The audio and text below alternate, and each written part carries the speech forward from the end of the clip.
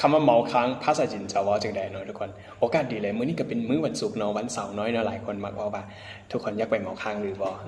บ่ฮู้เนาะแต่บ่อยากไปคำว่าเมาค้างเนาะทุกคนภาษาจีนว่าสู้เจียวสู้เจียว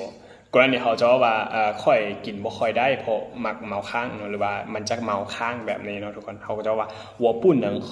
因为我容易宿酒我不能喝因为我容易宿酒แบบนี้เนาะทุกคนแล้วถ้าเขากรณีเขากินไปแล้วเมาจะใช่เนาะคำว่าเมาเขาจะว่า醉เนาะ醉醉คำนี้ได้ที่มันขึ้นมาอยู่ในหน้าจด